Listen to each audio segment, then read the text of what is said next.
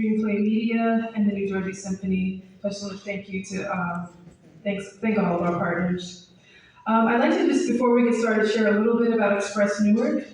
Express Newark is a center for socially engaged art and design, in which the Rutgers University community collaborates with community members to create art together, learn together, and build coalitions to advocate for change. Every year we choose a theme that inspires our year-long programming, and this year our theme has been aliveness. Inspired by the scholar Kevin Kwashi's recent book, Black Aliveness, or Poetics of Being, aliveness invokes artistic experimentation and an ethos of collectivity to resist the fracture, apathy, and distrust that disempowers us and our communities. And this film really does just that. EMERGE is a remarkable, multidisciplinary storytelling collaboration. It's a synthesis of astounding musical performances, mesmerizing visuals, and movement that together invite us to expand and discover through times of chaos and constriction. This unique marrying of symphonic works by a range of composers with diverse faces and landscapes of our state invoke meditation and reflection on our oneness, even as we confront division in our collective lives. I should also mention that we are celebrating this work tonight. Dreamplay Films and director Yuri Alves won 2 Emmy Awards for this project.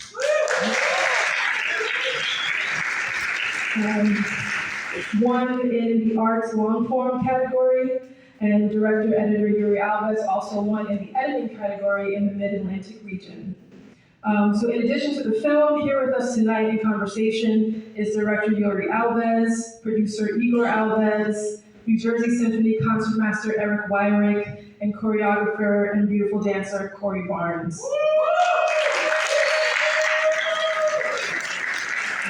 So please get comfortable. Feel free to breathe deeply during this experience. Also, if anyone wants to move closer, this is a sonic experience. Move closer to the front. We encourage you. We got empty seats up here. And at times, even close your eyes during this film and allow EMERGE to wash over us. Thank you so much.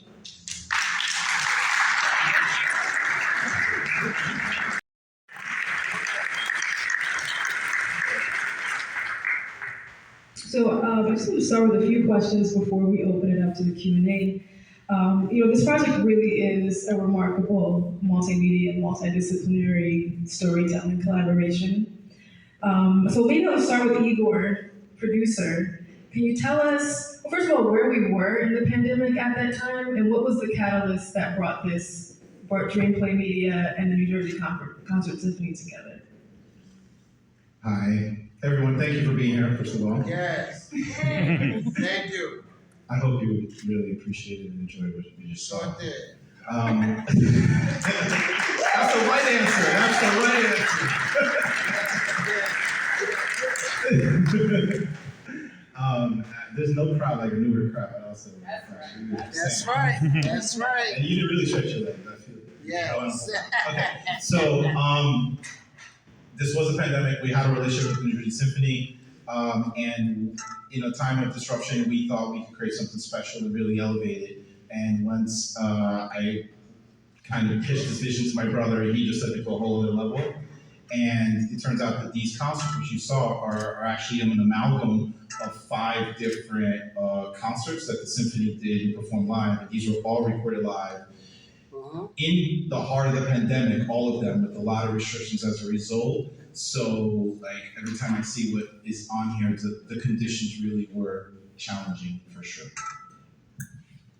And Eric, I'm not a musicologist, so I would really love for you to just share a little bit about this range of composers that are just in such beautiful conversation with each other and this throughout all of these pieces, and what it means, from a musician's perspective, what new insights you gain in these type of groupings of works.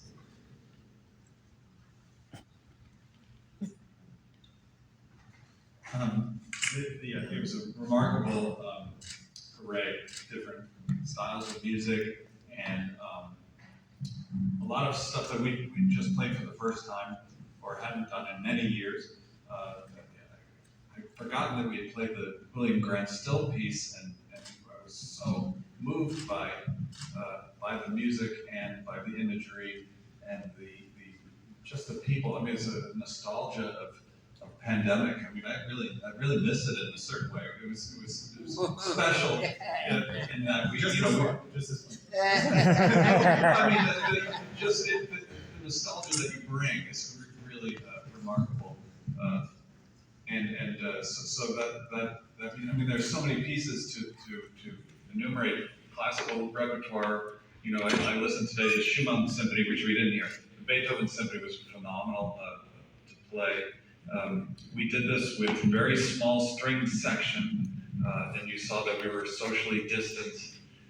It was very different than how we usually play. One picture of someone taking music out of a plastic bag because we weren't sharing. You know, we weren't even sharing sheet music. You had your own personal thing, a plastic bag with your name on it. Right. And we'd go back in the table with our space. You know, and we really didn't even say hello to each other. Nobody smiled at each other, at least you could tell. But I don't know. There's a lot going on for me in watching that musically as well. Yuri, I think, so Igor mentioned a little bit about you feeling that this might have been a departure for you. I was wondering, like, what was your approach to it? Why did you feel like it might have been a departure from your previous work, and how did you find your way in it and connect to? Sure. First of all, let me just say thank everybody for coming here. Thank you so much for coming. Thank you. It means the world to me to watch this movie. What a crowd here in Newark. You know, what I mean is, it was a departure in the sense that it is not like a traditional narrative, which sort of most of my life as a filmmaker has been, sort of telling in many ways a more traditional type of story. And so here it was something that I thought could be, more experimental and abstract, and something, perhaps something even like more poetic in a way. And so in that way, it was sort of a departure. And yeah, and obviously just the actual making of the movie, working with everybody. And, I didn't even know what he looked like till tonight. There he is. Handsome guy. Nice job. Yeah. But really, that was kind of also odd. Is not being able to connect with people and seeing them, especially as a director. You want to talk to people. You want to kind of be able to. And it was like what you have with the eyes, and so yeah, in those ways. Yeah, but you did make us be connected with our eyes. It's amazing how you get so much from the eyes and the intimacy. On the watching from a distance, you can see everybody's emotion. Yeah, I mean that's kind of what Eric says. It's a good point that you bring up. I mean, what's a little unique about this film is that a lot of concert films, they have a sort of hurdle because there's an audience, so the cameras can be invasive, right? And because we were doing this in the pandemic, it allowed me a way, and the whole team, which by the way, let me just shout out to everybody that was a part of this. Shout out Carrie, who's over here. Chris Richards, I got Boris over here as well. And Danielle, and Victor, and Mike Long, they're not here right now. They're out doing other things, they're all over the place right now. We had an incredible team of people, and so being able to put the cameras and bring, hopefully, the viewer in a very intimate way is kind of unique because, again, I didn't have an audience. So, like, sometimes I'm literally... I'm in there. And I could never have shouted like that if I had an audience. So, yeah. I mean, to follow up on that, and to kind of also connect with Corey Barnes, this, in choosing the visual landscapes, the portraiture choices, there's so much counterpoint in there that really does reveal connection. And can you just, and there's a sense of play. And can you just share just your choices and also like thinking about Corey Barnes as a collaborator? How did that come together? Sure. Obviously, if my brother told me about this potential project, and then I started kind of devising all these different ideas and seeing how much I could push everybody, because it's a very sacred world where Eric belongs to a very sacred world, and so we kind of wanted to do something, and I started thinking about some things, and then my brother had mentioned Corey to me, and then I had the pleasure of meeting her, and then it felt like a natural progression, because what I was looking for really was movement, because to me, this is a sort of a time capsule of a time and place. And so I wanted to, with the strings and all of what the orchestra brings, I needed movement. I wanted different ways to create that movement. And so being able to have Corey come in and choreograph this, and I remember that shoot. You were done at the end of that day. You were literally on the floor, and I was just like, all right, I think we're done. And she couldn't even move. So, yeah. So it was just kind of a natural progression that dance would become a part of it. And again, a lot of luck happened by having her to be able to collaborate with on this.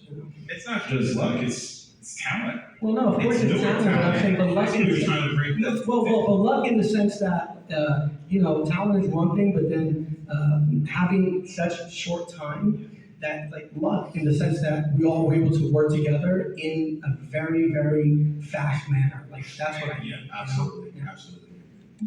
And Corey, just can you share with us your experience? So you choreographed a beautiful piece of Florence Beatrice Price piano concerto in one movement, and as I'm learning, she's a composer that has been left out of the canon that we're just now really coming to appreciate. So how did you connect with it and begin your kind of interpretation? The interpretation pertains to the music or the film and the music. I guess we'll start with the music and then. So pertaining to the music, well, first I have to go all the way back to these two and the introductory of how this film was brought to my attention. So a wonderful dancer by the name of Maurice Chestnut, who's a tap dancer known here in Newark. Maurice. Who we love, and you should check out our other work with Maurice. Yes. Plug, shameless plug. Exactly. So he's like a brother to me. So he mentioned the possibility to be able to do this project, and then we spoke. And I was enamored because it was a time frame where everything was shut down. So mentally, physically, and spiritually, it was a lot that was wavering for me at that time, because being and able to have the connection with this entire film was like a lifesaver to a degree, because literally the pandemic, I had a makeshift studio on my porch, in basically enclosed porch, and I was purging my creative abilities every single day, and still trying to push, still trying to move, still trying to be as creative as possible. So when this was brought to my attention, it was just a much grander way to express myself during that time. And hearing this beautiful ambiance of music, it connected me into a higher perspective. I'm a very faith-filled person, so God is like the first thing in my life. So music is that further connection to God.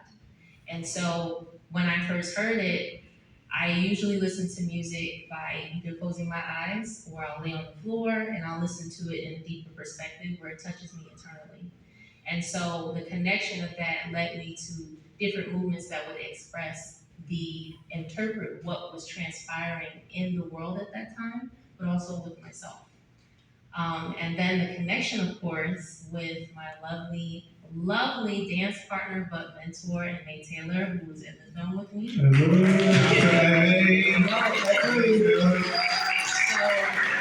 a really big pillar in my life. There's many pillars that people, cross paths in your life, but I wouldn't have done this without him. And he definitely had guided me through so much in my life. And in this pivotal time of the pandemic, that was definitely what was needed, to have that connection and to be able to interpret it in that way and freely. So that's where I am with that. Thank you. That was beautiful.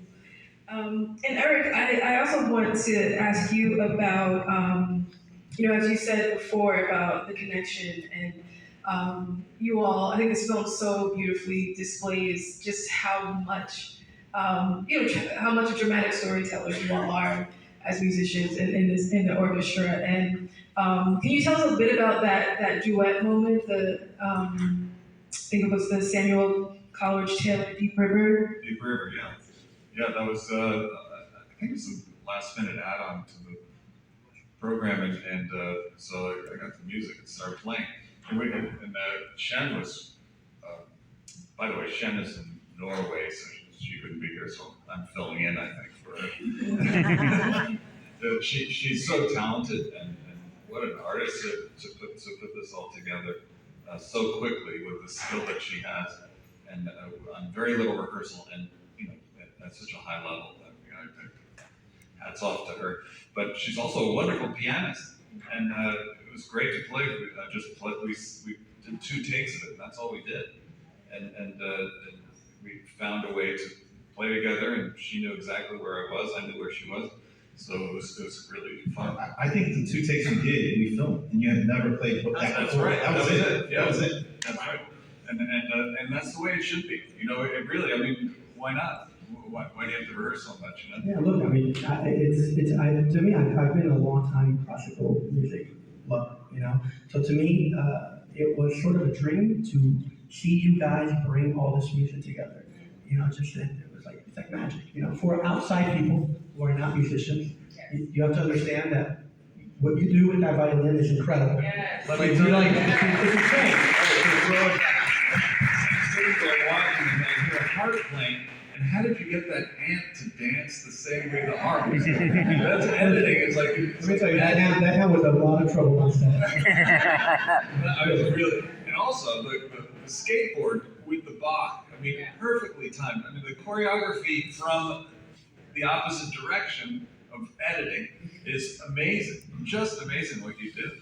So impressed with you. Yeah, we wanted to bring this whole other dimension to what you do, to that magic, right? So it's almost like, how could this be enhanced? Not like deviate from that magic, but enhance. And so that was really Yuri's mission in trying to find a lot of conceptual tie-ins. And we could geek out, but we won't right now, talking about the evolution in the concepts between the films, which I encourage you to watch the 3 films actually in full, because this is like a special cut that Yuri put together of the films. Let's just say just real quick, I want to give a special shout out to Tommy Kuba. That's a great friend of mine. That's a skateboarder. He's not here right now, but He's a skateboarder. he's a skateboarder. So yeah. Yeah. Just wanted to say that. And the spinning man. How about the spinning man?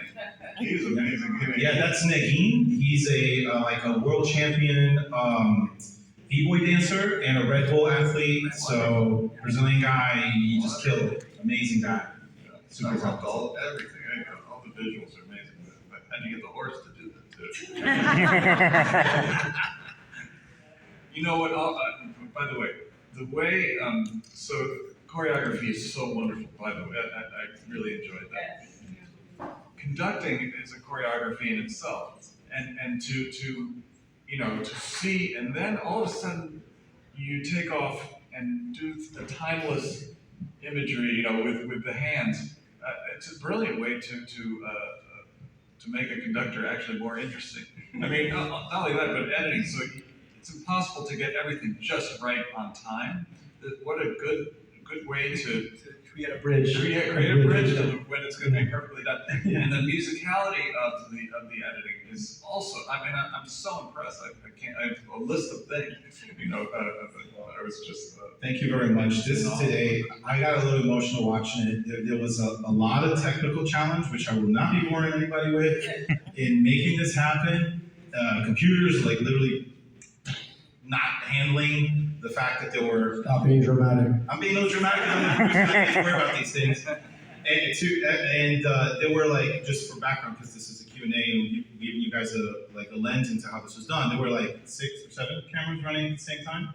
Well, collectively, it ends up becoming 14 Because it's 2 because takes. it's 2 takes. So imagine anybody who does anything with computers, a 5K input coming in. You don't gotta tell them all the tricks. All right, sorry, but let's just say it's a lot it's a lot for the computers to handle, and a lot of our kind of challenge came from wanting to see the film in 4K. We really, really fought very hard and to get to the 4K. And today, we saw this film in 4K projected on the big screen for the first time ever, and I think it's worth it. I think, it will always be this good.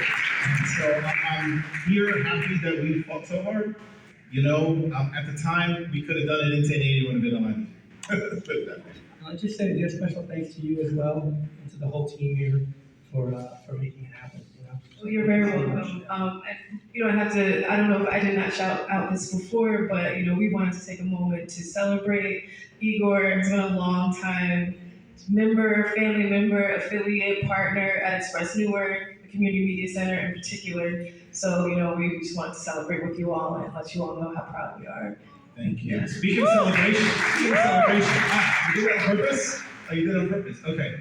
So these films fortunately won awards last year, and they were also nominated. And so I have Tori here, that I want to present her with a plaque for her nomination, for an Emmy nomination in Emerge Part 2, which I think she knew about originally, so I'm kind of like springing this on her, and I wanted to give you this opportunity to really get your photo out. And also, there's also an extra plaque for Shen for another nomination, which I'm happy to present to you, Eric, as well, in representation of Shen. So, Corey, National Academy of Television Arts and Sciences, Mid-Atlantic Chapter, presented to Corey Barnes, nomination for Entertainment Long-Form in Content, Emerge Part 2. Congratulations.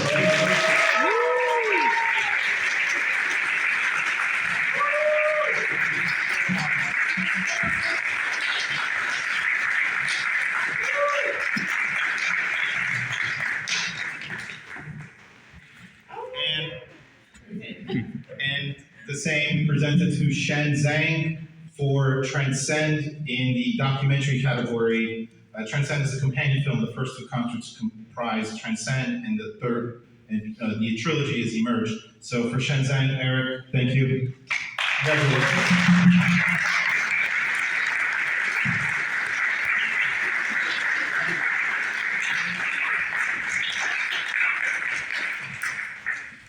It was beautiful. Congratulations, everyone. We can open it up to questions now. I think we can hear everyone, but I'll repeat the question if we can't hear what someone has to say. Anyone? Yes. I don't have a question, I have a comment. This movie is far more powerful than you will ever realize. I'm years against abortion, and I didn't even recognize the poet. But when you showed the skateboarder and the masked people, it brought to mind the difficulty that people are put in by this nonsense virus. But the music. I had the music beforehand, and so from there, I started to create the ideas around it, because she just had the concept. I had no say in that. Fantastic. Yeah. I mean, it was a beautiful program, by the way, but what you did with it, and when it wasn't your idea necessarily, that's really amazing, I think. And this right here, this edit today is a compilation of all three movies. Right. Yeah. I have another comment, so, parts of life are horrible, but if you're totally focused on that, you miss the marvelous part. And your movie put that together to remind me that even though this fact is here, there's marvelous over here, so to keep it balanced, so you don't lose your mind. Well, and then the resilience that comes with that, right? And that word gets thrown around a lot in Newark, but you get to see that resilience in the nature, in the people, in the musicians. That's a lot. I mean, literally, it's called Emerge, right? So that's definitely a through line, and I hope you appreciated that. And it's a postcard to Newark, the city that my brother has filmed, that I've also produced and filmed in, and it's a time capsule, like he said, where nothing can take away the beauty and pain and strength that are in these images, and hopefully it touches people today, but also like 10 years from now. Imagine people are gonna be like, pandemic, what? Right? I often said, I was actually just talking about this earlier today, that it would be, I won't be around for it, but it would be, fascinating for 100 years from now for somebody to watch this, right? Because this is what it would feel like then. Because it's still too recent for us, but when you have that distance, I think that it'll alter slightly, in terms of what it represents. I have a statement. Thank you for the combined talent of you guys. And by watching this, and I've seen it several times, I'm always blown away by it. And it's from the musician's part, the symphony, the dancer, and you, Yuri, and the producing from Igor. Thank you so much. I mean, it's just, I would get blown away every time I watch it. Thank you. Any other questions, statements? How much convincing did you have to give to the people on the street, the soccer players, the motocross people, to be like, stand here, this is what this is, we're shooting this for this, sign a lease? Right. I'm gonna give a shout out to my girl here, Carrie, because she was with me most of the time when I was doing most of those shots. And it was a combination. I mean, I grew up here. I love people. I think the greatest special effect in a movie is the human face. So to me, it's just I'm just drawn to people, all people from all walks of life, and so I think that it was really just very simply approaching them. And the thing is that the camera, what I've learned over the years is that the camera has this kind of power that it almost seduces you to some degree. And so because it's like somebody wants to see you, you're being captured. So we shot this on a red, and so it has kind of a setup that is a little bit impressive. So I found like every single person that I wanted to put in this movie, I was able to put in this film. Carrie would talk to them, she would bring them to me, I would talk, boom, boom, boom, we would just, and that was kind of, I have a sort of documentary background as well. So it's like, I'm okay with, things happening, in the fly. And, and again, those reactions, had I had it all set up, you wouldn't get those expressions. There's something about that moment, and so we would do it in a way where I would have the camera, I'd have my shot set up. And then once I had the person, I'd make them come in, and I'd capture them, and it would be like, that's it. It would be really quick, very, very quick, just to really kind of, not overproduce, in a way. But yeah, everybody was, basically everybody said yes, right? I don't think we had one person that said no, right, Gary? No, yeah. So, It's a home team vibe. it's Newark, man. It's just home Newark. team, home team. It's just Newark. We don't know how other cities are, in Newark, everybody's like, we're down.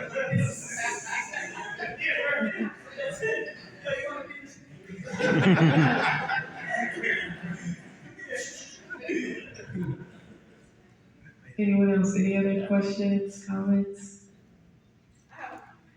I'm just fascinated to be here. I don't even know how I got on the invite list. I didn't live in Newark. I don't know how I was invited. I saw it. I was like, yes. I told my daughter, I said, we have a date. We have to come with me. And I'm just fascinated from start to finish, from walking in the door, just everything. I'm just excited to be here. This was a wonderful, wonderful thing to be a part of.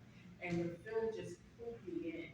The music, the faces, the people, it just felt like a hug. It really did. COVID was very hard for me. Very hard. So to see the faces and the title emerge, because that's what we've done. So even to be here unmasked is a wonderful thing, So I'm just excited to be here. Thank you for this. Thank you.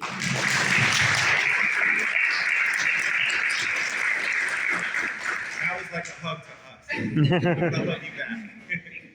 Well, full circle, I mean, we had an empty hall where we were playing, and now we just played for an audience, And I was in the audience too, it's weird. But Were you really there? I don't know.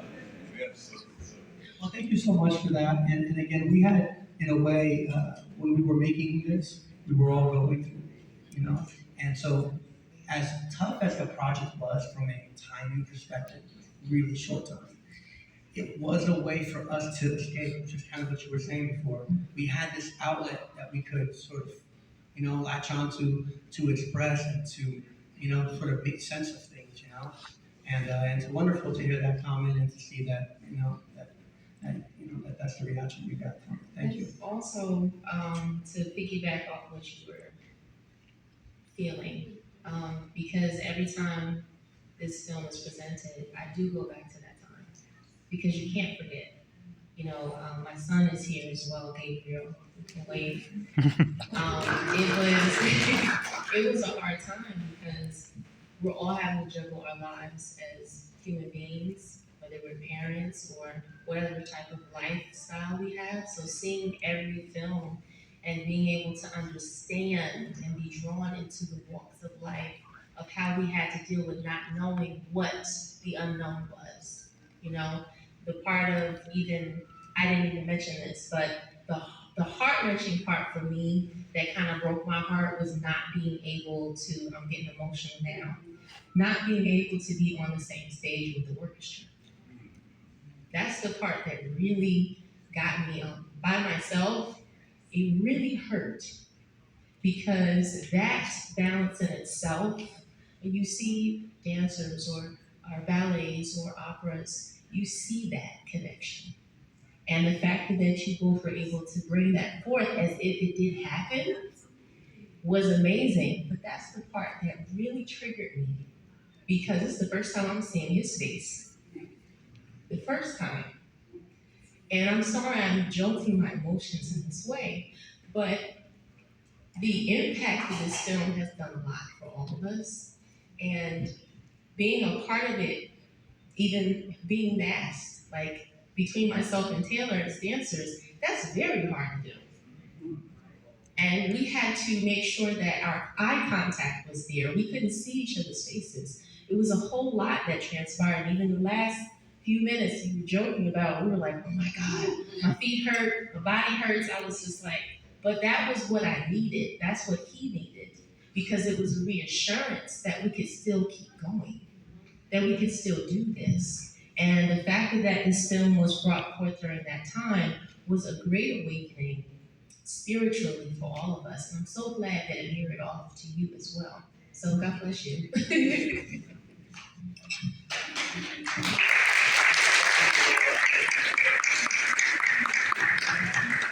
So if you want to watch the films in full, not necessarily this cut, but if you want more and to share it, they are streaming on PBS. But if you want to see them in 4K, you actually got to see them on our site. So you're welcome to do that and to share because I think they deserve to be seen by more people. Let's put it that way. I think that this is like a special hidden gem, really.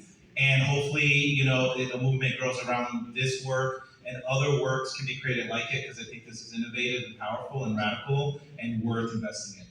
So. How can we see them live? I mean, I think it's even more important to share it in a hall like this. How can we see Well, if you know people at NJ Pack, if you know people in Times Square, you know people in LA, like, we're down for whatever city. Yeah, we will. The idea is that these films will go around and screen them wherever we're invited to screen them. I mean, it's a very kind of, sure that it is like a very niche kind of thing. But of course, for classical music lovers, I think that it's a really strong experience. So, but I do, obviously, you watch it at home, it's not the same.